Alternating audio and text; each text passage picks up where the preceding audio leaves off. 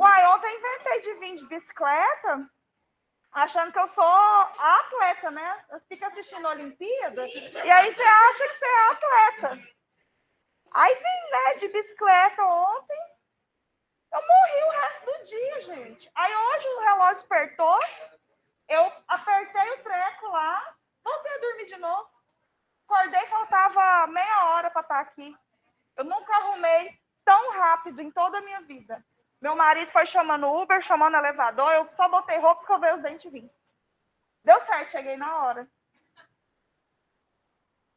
Bora lá, gente. Hoje eu vou retomar um conceito com vocês. Cadê o trequinho aqui? Ai, tô tão chique agora que eu posso transitar aqui tudo, ó. Sem me embasbacar no fio. Eu vou trazer um conceito aqui que eu já falei sobre isso e depois eu entro no conteúdo, tá?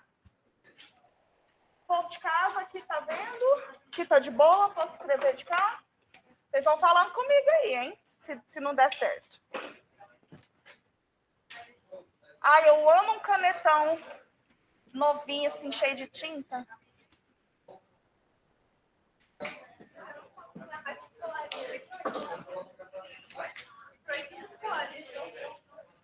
Deixa eu ver até onde eu posso escrever.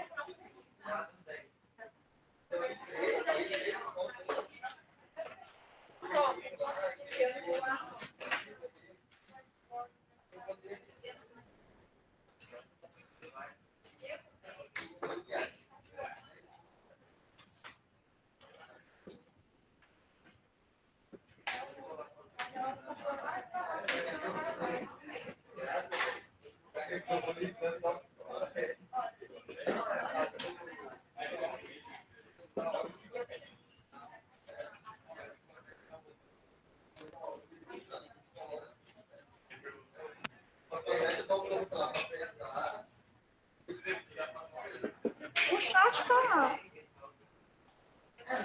Ah, não, tá... Vocês conseguem mandar a mensagem aí, né?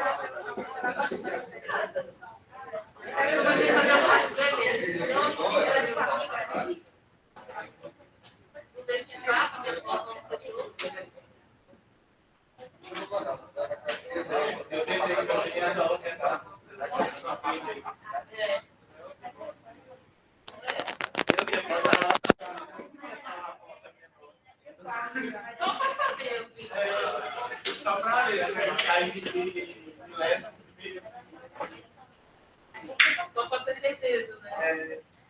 Porque vai que acontece um milagre. Tem toda essa possibilidade.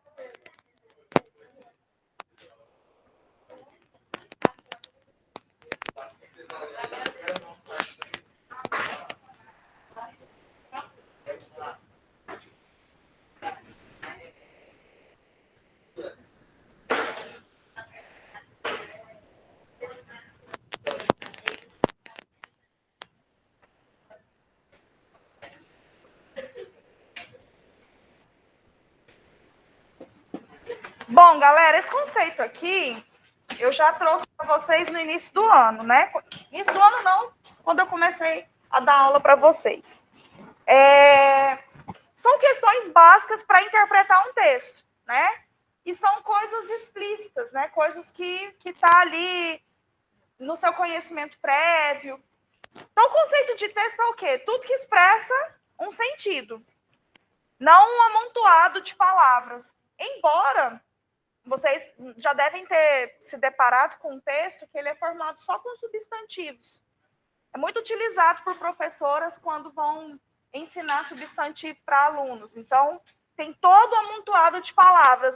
Numa leitura mais desatenta, você acha que não tem sentido aquilo ali, que é só um monte de palavras jogada ali.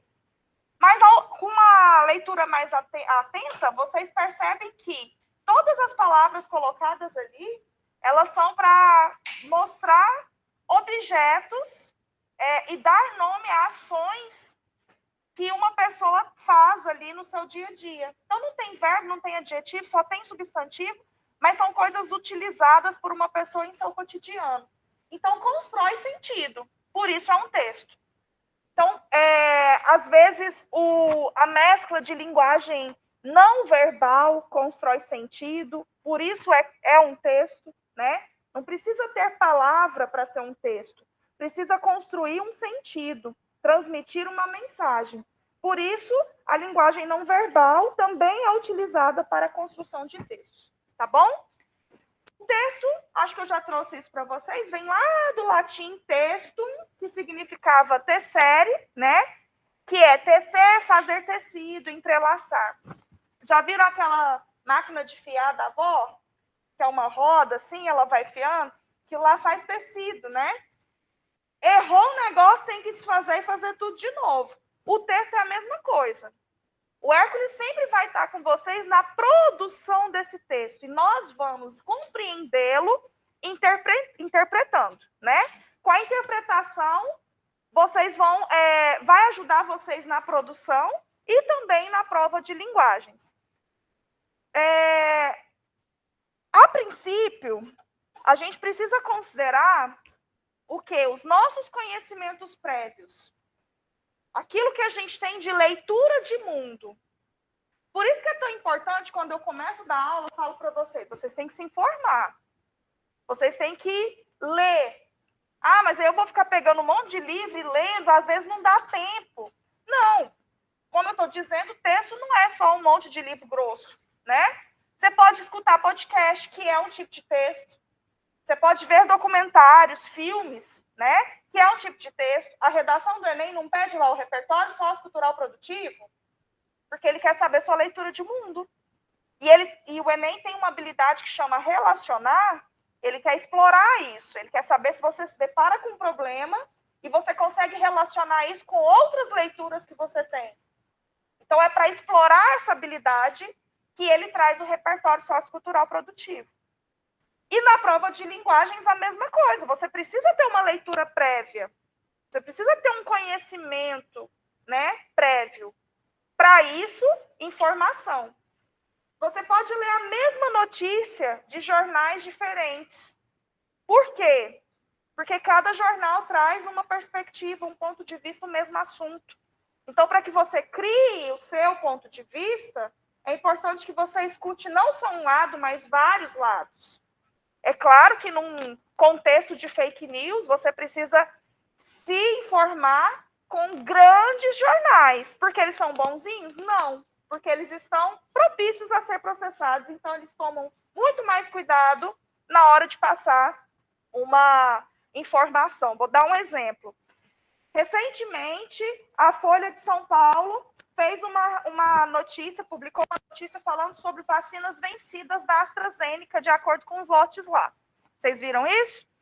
O povo tomou a AstraZeneca, ficou doidão, inclusive eu, né? Falei, vixe, vou ter que tomar de novo aquilo. Mas não é possível que essa vacina estava vencida, tanto que eu passei mal?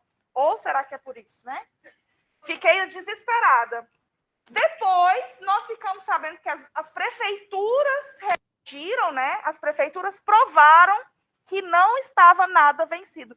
As prefeituras que lá estavam na reportagem falaram, nós não aplicamos nada vencido. Essa informação está equivocada de acordo com um registro inadequado do Ministério da Saúde.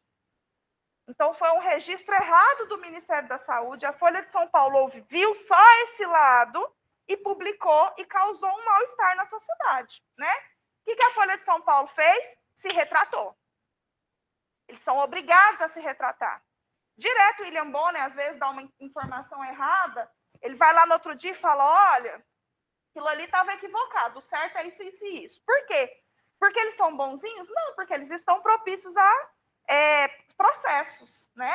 Então, por isso que nesses jornais, a informação ela é mais certeira, porque eles têm esse cuidado. Não é aquele site que ninguém nunca ouviu, que tem até erro ortográfico que a tia do Zap fica compartilhando, né?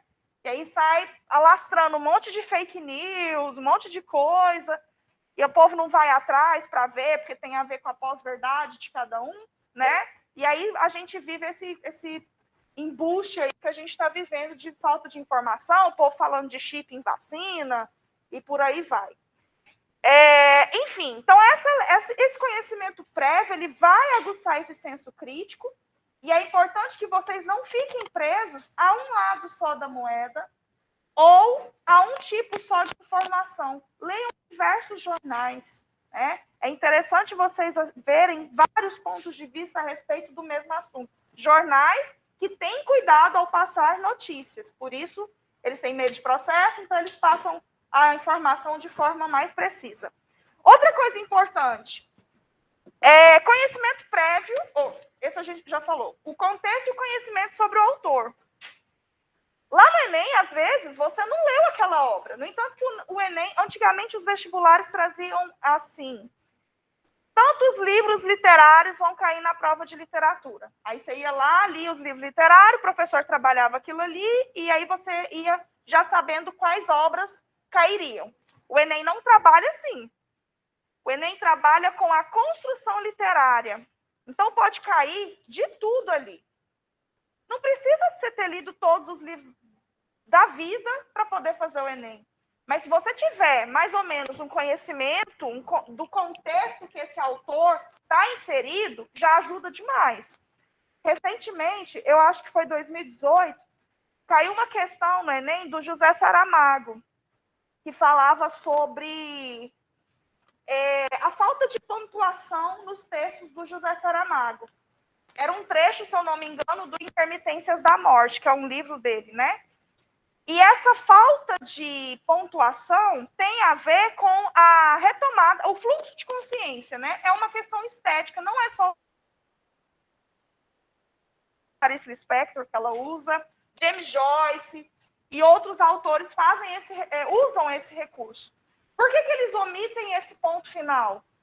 Para lembrar que o cérebro, o contexto da narrativa, o personagem, o narrador, ele está num presente e ele retoma algo, ele tem sabe quando a mente divaga? Você está aí no seu dia a dia, aí seu pensamento vai para outro lugar. Essa falta de pontuação remete a esse fluxo de consciência e remete à mente, né, da pessoa, porque lá na sua mente você não tem pontos, você não tem pontuação, e a mente está bombando, está fritando, você está pensando o tempo todo. Então, o autor traz isso para a escrita, quando ele omite esse ponto final. Precisava eu ter lido. A pergunta a questão, o comando era justamente esse. Por que a omissão do ponto final? E aí a alternativa trazia essa resposta da retomada de pensamentos, né, a divagação, o fluxo de consciência. Precisava ter lido Intermitências da Morte para saber responder essa questão? Não. Precisava conhecer a estética do autor, o contexto que ele está inserido. Por isso, a importância de ficar se informando, né, buscando informações. Quando eu trouxe para vocês um texto do Leminski, trouxe o vídeo, né, sobre o Leminski. É isso. Às vezes o vídeo não tem nada a ver com aquela questão do Enem, mas te dá informação sobre o autor. E aí, na hora da prova, se cair Leminski de novo, você não leu aquele poema, mas você sabe sobre a estética dele, sabe responder a questão.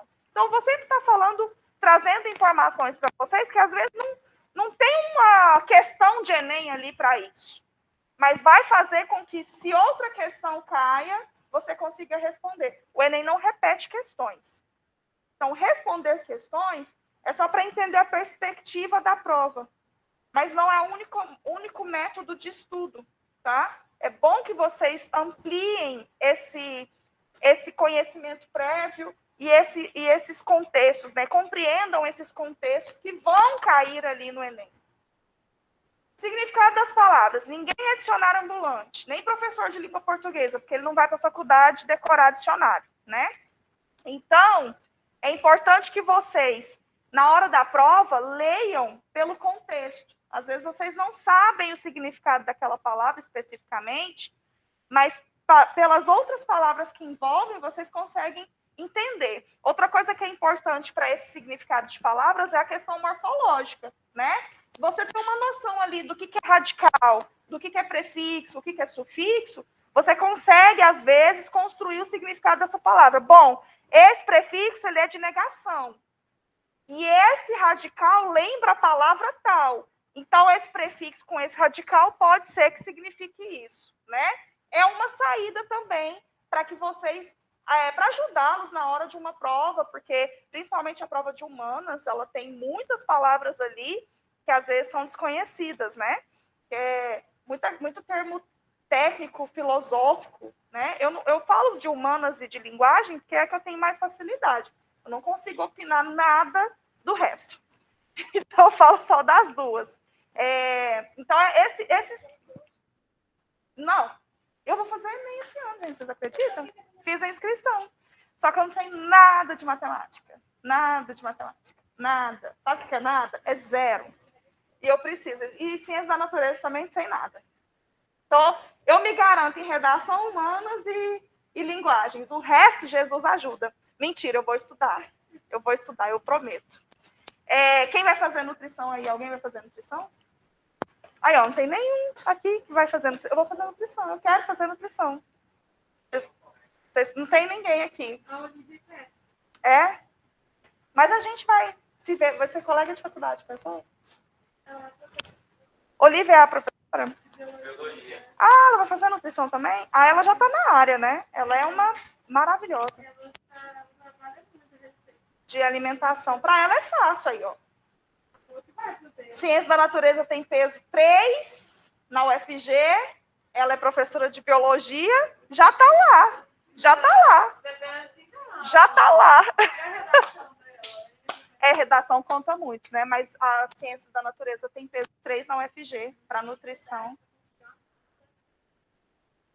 Nossa, todo mundo... Eu tenho uma aluna que ela já está há 4 anos fazendo cursinho que ela quer medicina. Ela se sai bem em tudo, menos na linguagem, que eu não entendo. Gente, a prova de linguagem não é difícil. Vocês acham? A menor nota. E ciência da natureza, que ela precisa muito, porque ela quer medicina. Então, a redação dela é 1000. Ela tira 1000 na redação. Só que na ciência da natureza e na linguagens, ela despenca. A de linguagens?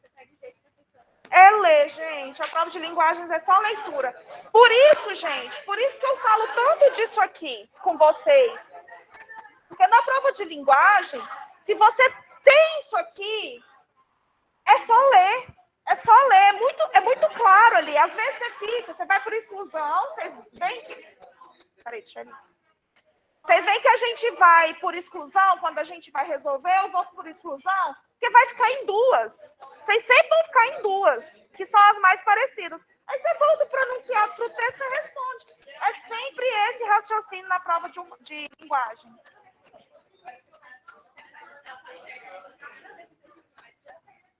São esses macetes que eu já passei, né? A primeira coisa que você vai fazer na prova de humanas é ir para o enunciado e para a questão. Se você não der conta, aí você vai para o texto. Porque o Enem, ele é uma prova, eu acho o Enem muito maravilhoso por isso, porque ele é heterogêneo. Ele quer atingir todos os alunos. Tem aluno que quer só o diploma de ensino médio ali. Eu já corrigi redação de Enem, vocês não sabem tanto que tem gente que não sabe escrever. Eles não têm noção nenhuma de texto. Tem textos maravilhosos, tem textos 1000, mas tem textos ali, gente, que dá dó. Você entende, quando você corrige o Enem, você entende o tanto que o Brasil tem em déficit, assim, ó. Tinha gente que falava da vida pessoal na redação. Era terrível, assim, terrível, terrível. Dava vontade de chorar, porque você compreende o problema brasileiro, né, da educação. Então, tem essa pessoa e tem gente formada, que já está lá querendo fazer a segunda graduação. Tem gente que eu tenho um amigo que tinha mestrado fazendo Enem. Então, assim, é muito heterogêneo o público, né? Por conta disso, eles trazem esses textos não só para fazer a questão, eles trazem os textos para agregar informação ao candidato. Eu não gosto de usar o termo candidato, ao aluno, né? A pessoa que está fazendo a prova. Então, eles trazem esses textos para ampliar conhecimento prévio, para trazer esse conhecimento prévio também. A prova do Enem não é só avaliativa, ela é para ter um conhecimento prévio. Tem coisas que as pessoas aprendem na prova do Enem lendo ali. Então, às vezes, você, por conta do tempo, você vai direto para o enunciado, na prova de linguagens, que eu posso opinar, né? Que eu tenho competência para isso. Nas outras, eu não consigo dizer para vocês. Mas na de linguagem, vai para o enunciado. Não conseguiu resolver com o enunciado, aí você vai para o texto. Por quê? Porque você está descartando a questão? Não, por conta do tempo. Porque é uma prova extensa para pouco tempo. Então, esse recurso é para isso. Não é para menosprezar a prova, porque a prova, de fato, é muito linda. Mas vocês têm, inclusive, redação. Então, tem muita coisa para fazer. Então, vai para o enunciado. E aí, faz esse exercício, né? Vai descartando. Sempre quando a gente resolve o exercício aqui, eu faço isso com vocês. Vão descartando aí aquelas que não tem nada a ver. Vocês sempre vão ficar em duas. Duas que vão ser... Aí você retoma o enunciado de novo e você acha a questão correta, né? Enfim, então isso são... A linguagem vence pelo cansaço, Marcos Vinícius, é justamente por conta disso, porque uma renca de texto, cada questão tem um texto diferente, mas é por conta do Enem querer trazer esse conhecimento para o aluno. Ele não quer só te avaliar. Enfim, gênero textual, outra coisa importante. Quando você tem uma noção de qual tipo de texto que está ali, vai te trazer uma ajuda na hora de interpretá-lo, porque cada texto tem uma função, tem uma intencionalidade discursiva. O texto tirinha. O que a tirinha quer? Ele conscientiza, trazendo aspectos morais e éticos da sociedade, né?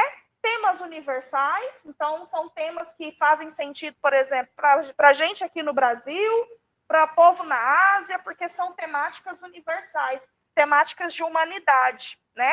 Mafalda, um exemplo disso, que é lá da Argentina e faz sentido para a gente do mundo inteiro, né? O próprio Peanuts, é Peanuts que fala, né? O Calvin, né? Esses personagens de tirinhas é para trazer essa questão de moral, de ética social. Mas aí se eu trago, por exemplo, uma charge, o que a charge faz?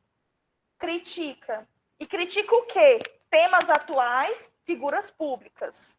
Pode ser um artista, né? Mas pode ser como que eu falo? Um político, né?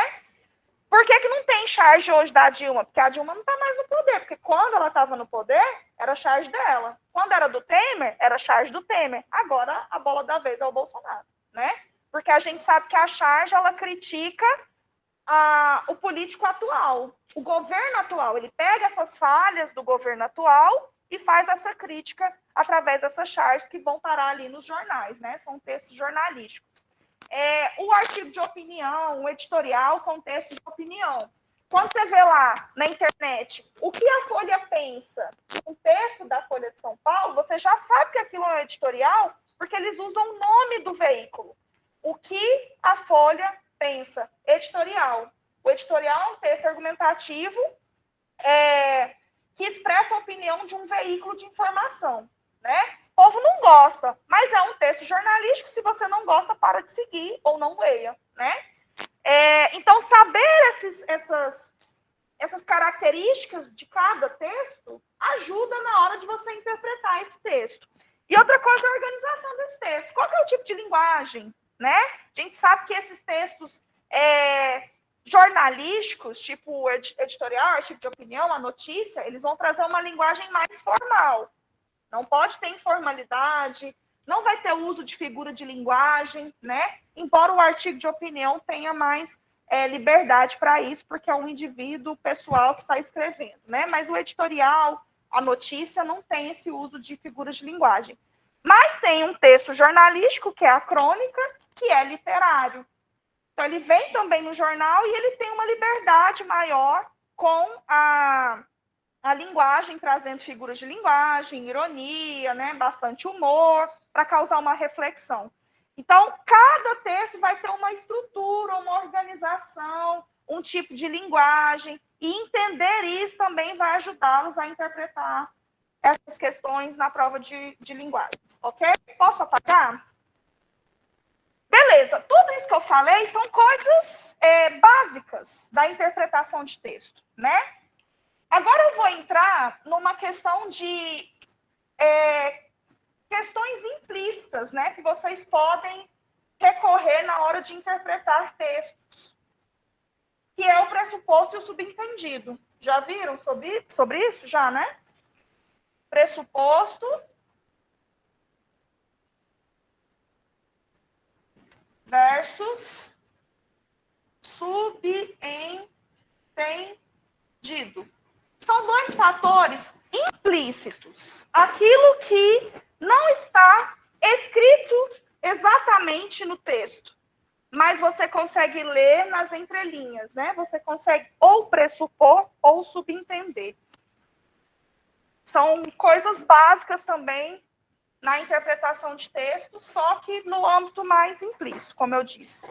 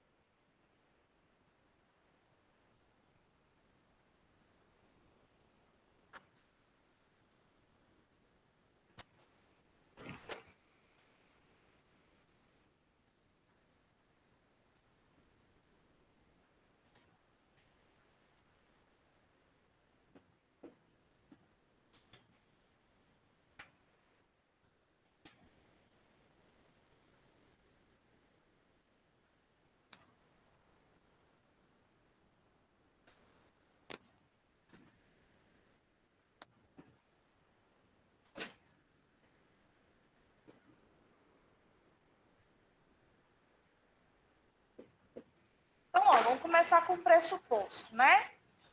Aqui eu só falo, né, que a gente não pode ficar atento somente àquilo que está explícito, né? A gente tem que se atentar ao que está implícito também.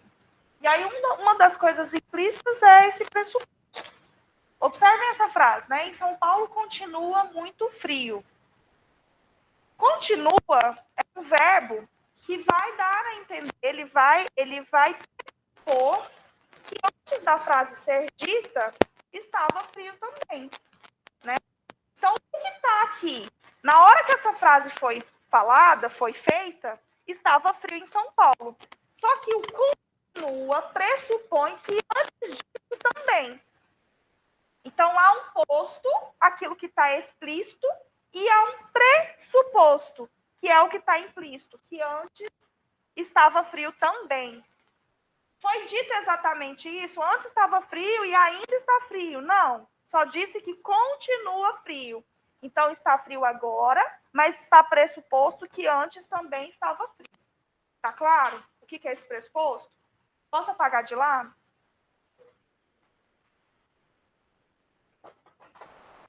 Posso, pessoal de casa? Tá de boa aí? Vocês estão acompanhando de boa? Você tá mandando para eles?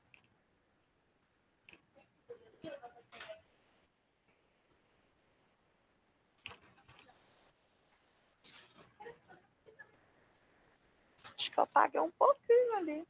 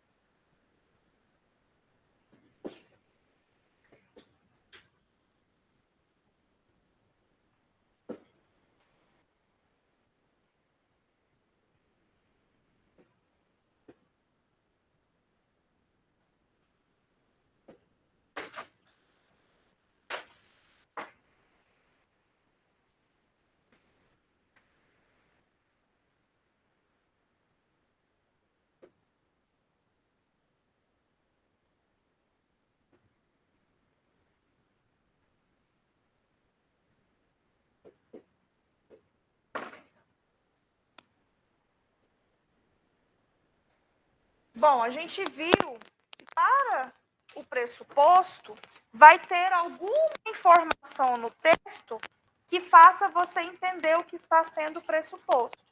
Já no subentendido, a gente não tem nada que vai te levar a isso. Você precisa ver pelo contexto, né?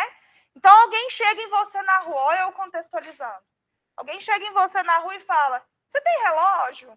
Ele quer saber se você tem relógio para pegar para ele?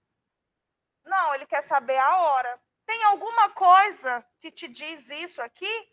Não. Pelo contexto, você subentende que ele quer saber as horas. Então, o pressuposto, ele tem uma informação pressuposta, mas que alguma coisa que está escrito vai te levar a essa informação. Esse não. Esse você tem que analisar pelo contexto. que está sendo dito. Ok?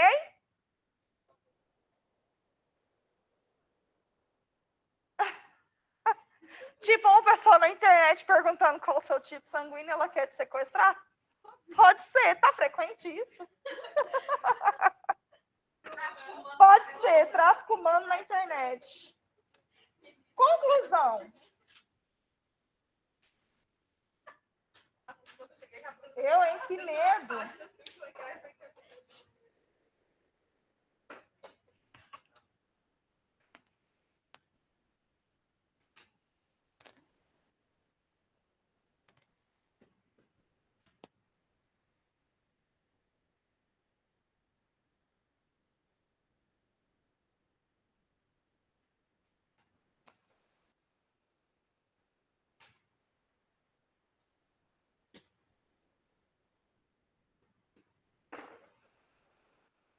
Posso apagar de cá? Ou ainda tem gente... Pode, né? Vocês tiraram foto de tudo aquela hora.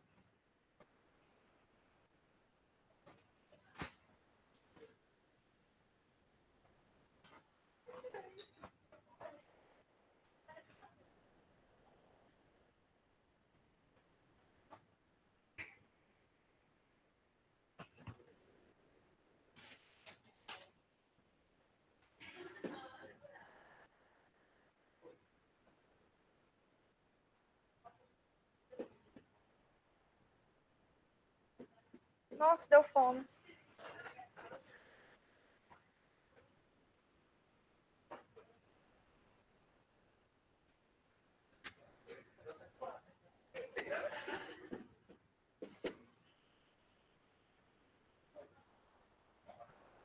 Isso aqui já é o conteúdo da próxima lista, tá? Esse e o que a gente vai ver na quarta que vem. Vai ser inferência e dedução. É minha. A interpretação comigo, o Hércules está redação e gramática.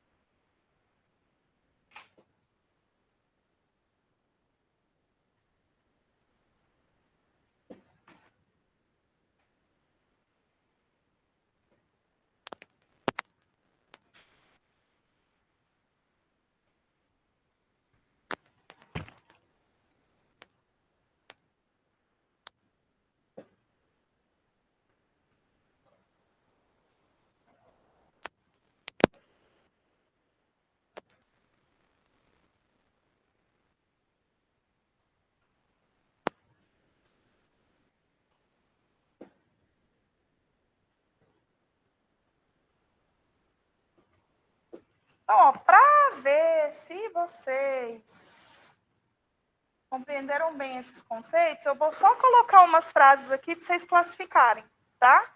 Coisa boba. Só para ver se está claro o que é pressuposto, o que é subentendido.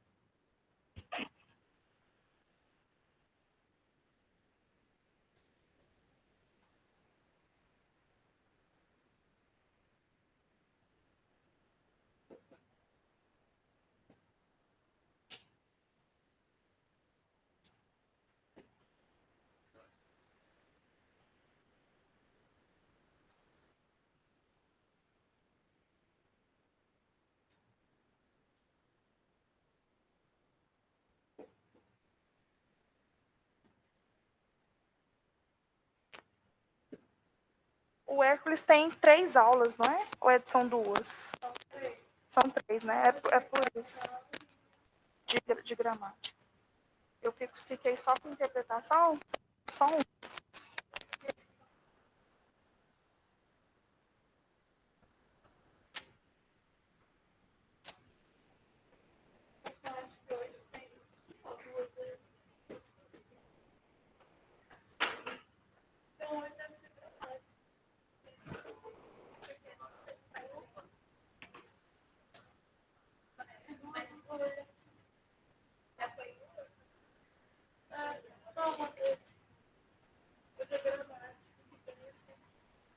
Vocês preferem gramática que redação? Quando eu estudava, eu gostava mais de redação. Porque gramática, para mim, foi fazer sentido só quando eu entrei na faculdade e comecei a dar aula. Porque eu não gostava também. Gramática, né? Ainda bem que o Enem não é gramatiqueiro, né? Mas tomou birra. Posso apagar de cá? Não, até cai. Mas é em outra perspectiva. Na redação é mais. Você tem que ter uma noção de orações subordinadas, né?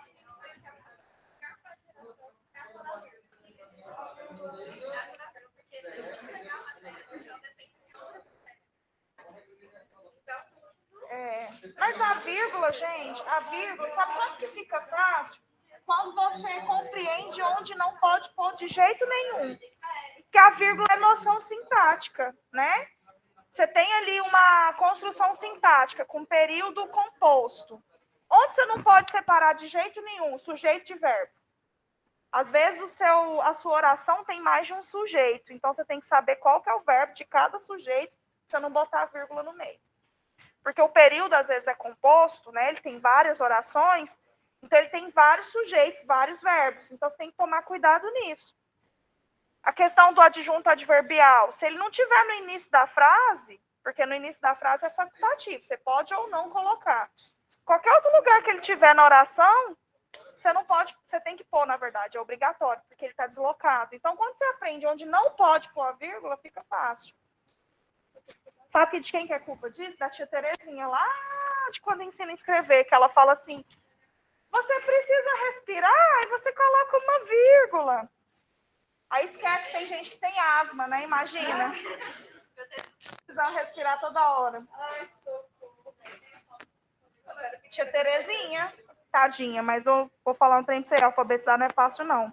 Pode culpar a tia Terezinha, não.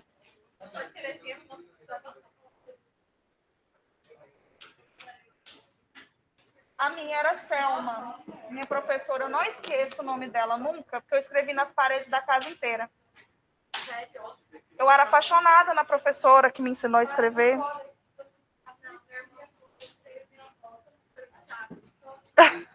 Por isso que você tem. Não é legal o parente ensinar, porque ele bate, ele xinga, ele grita.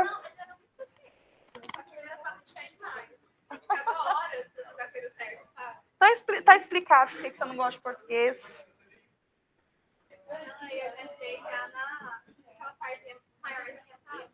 Ah, sim. Meu irmão já foi direto para a primeira série, porque antes tinha pré, né? Tinha o prézinho. Eu não, eu fiz pré, fiz tudo.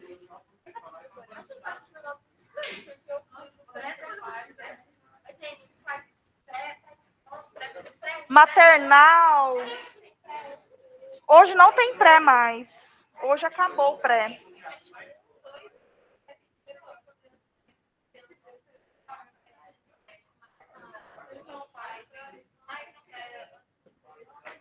É porque hoje em dia as mães voltam a trabalhar. Hoje em dia as mães estão mais no mercado de trabalho do que antigamente.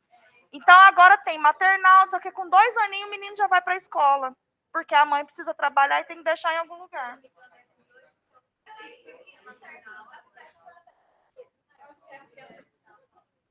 Socializa mais rápido, né?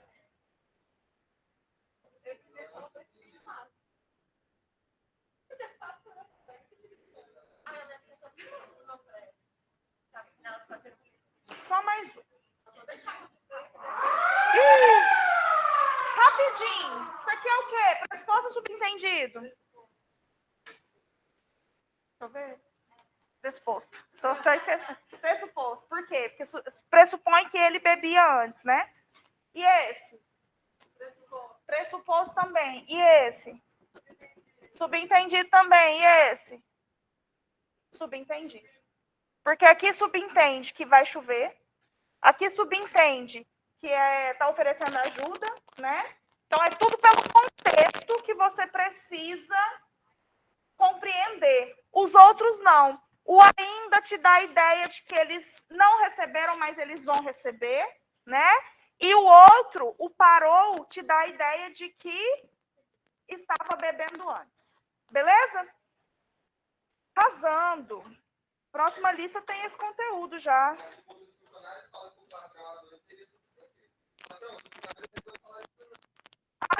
Sim, verdade. Beijo, gente. Até. Deixa eu correr que eu tenho aula agora. Tchau, tchau. Saiu a terceira? Deixa eu desligar ali, né? Esqueci de desligar o negócio aqui. Tchau, gente de casa.